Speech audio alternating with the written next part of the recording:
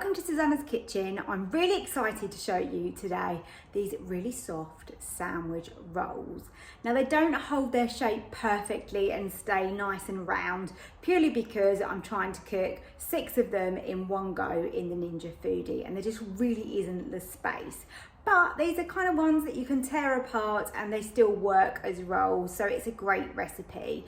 I like these because they don't go stale quick, they last a good few days, they're soft, they've got a nice amount of air in them, they are just a really good, beautiful texture.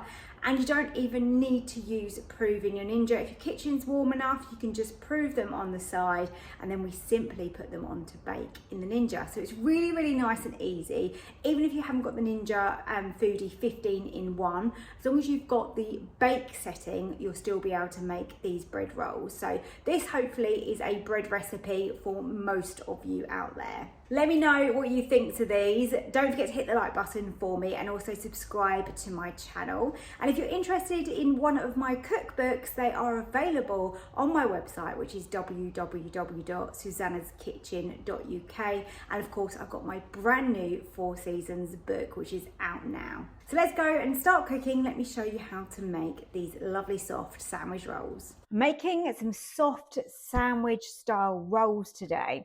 So let's start off with warm water. 330 millilitres goes in my bowl, and you want a decent sized bowl for this.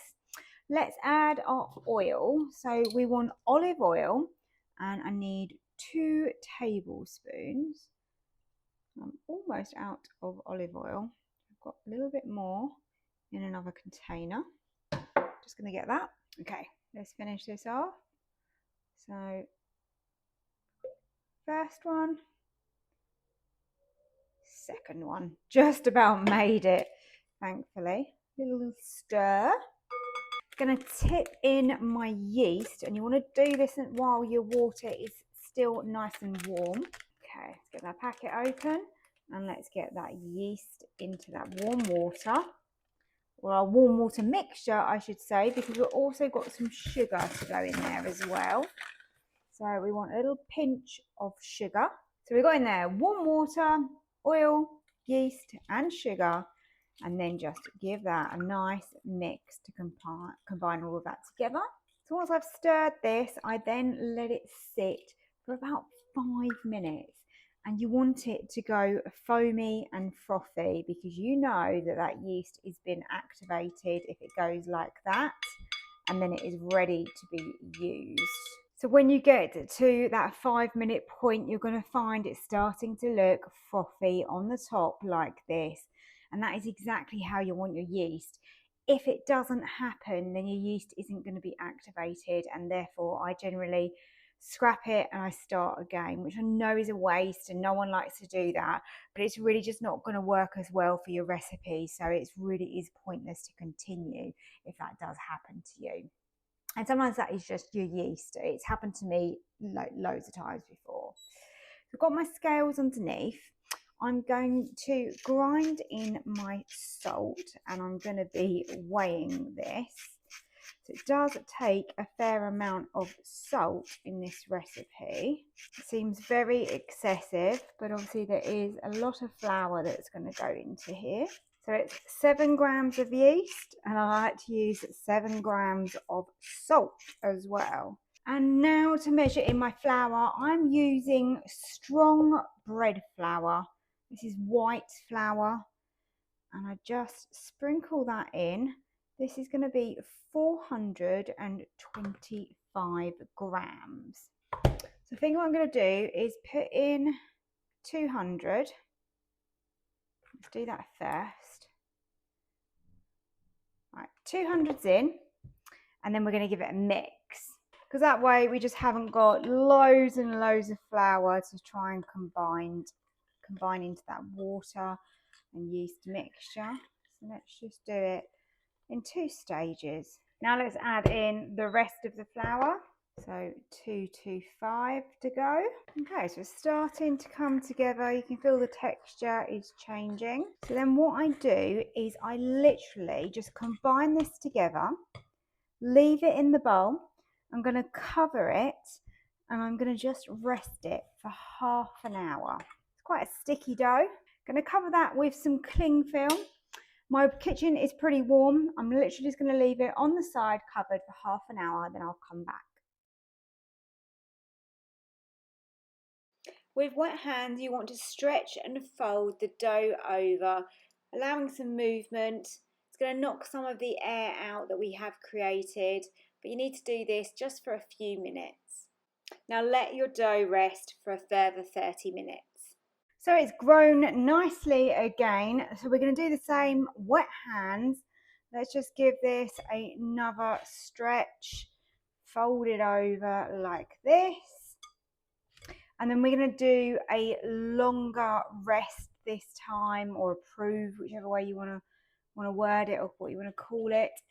I'm going to leave it for an hour. Oh, it's getting really nice and stretchy and stringy. Look at that. So once we've left this to rise for another hour, we're then going to tip it out. I'm going to use my silicone mat, dust it with flour, and then we will shape these into our rolls. And then that will be our very last proof at the end there. So a couple of more folds, I think, on this. We're nearly there. It's getting a little bit sticky now. Okay, I think I'm going to leave that there, cover it over, and we'll be back in an hour. So I've tipped this out. I mean, the texture was crazy. You can see by what's left in the bowl, all of those air bubbles that were formed. So now we need to try and cut this into 6. Now this is where I am not the best at this. And I haven't really got probably the right utensil, but let's just kind of work with it, shall we? Let's do our best to try and make 6 rolls out of this if we can. Sometimes it's just a case of pulling it, and then with a little bit of flour on your hands is going to help. Shape these the best you can, because it's really not easy, because it is a sticky dough. Sometimes it's easier maybe to do it on the mat and just get it into a bread roll shape using a little bit of the flour. There you go. That was easier. And then you want to put them straight onto wherever you're cooking them. So I've got the crisper plate under here, and then I've got a parchment liner. Roll number 1. Not easy, is it? Now that one's probably a little bit on the small side. I think it probably could do with being a bit bigger, but let's kind of work our way through and let's see what we can do. Once you get a little bit of flour on it, it makes all the difference. So really use your flour and work with it. My new book is going really, really well. If you've not seen it, it's called 4 Seasons. It's available on my website. We've been having orders from all over the world as well, which is really exciting. Sent so many to Australia. We've had Netherlands, Sweden, Spain. Even today I've had an order for Dubai for one of my books. So really, really exciting. Just shows how popular the Ninja Foodi is, not just in the UK, but all over. Okay, these are looking good, looking good. We've definitely got, this one's a bit smaller. So what I'll do is just add a little bit of dough to that. These are going to have another rise. Hands are starting to get rather sticky now. Okay, so there might not be the most even rolls in the world. Let's nick a little bit off of that one and put that in there, shall we? But I'm going to work with those. So let's get these rolls sitting where we want them. Now these are going to join up. The Ninja Foodi doesn't have a lot of space in it. So when you're cooking rolls like this, you can only fit in so many. Rather than putting them in the air fryer basket, I chose to put them like this, just so that I had that little bit of extra space. So we're going to have one in the middle. As I said, they are going to all join up. I'm not going to worry about it. We can pull them apart at the end. Depends if you're going to have them as individual rolls. I mean, you could slice all the way through that and put an amazing filling in that. Use them as you wish. So again, because my kitchen is nice and warm, I'm going to just leave this on the side. I've been cooking some other things, so it is super warm in here. And I'm going to prove 30 to 60 minutes. I might go as long as 60, but you know, if they are looking really good, then you know, I'll go with it. So cover that over and then I'll come back to show you what they look like.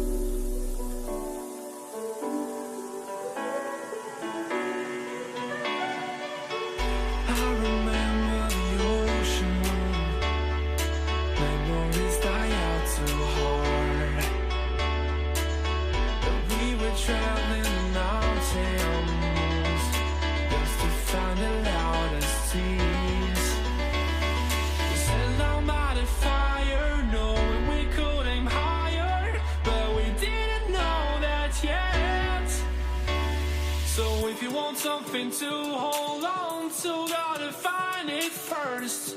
But here I am, 'cause I've been laying under palm trees waiting.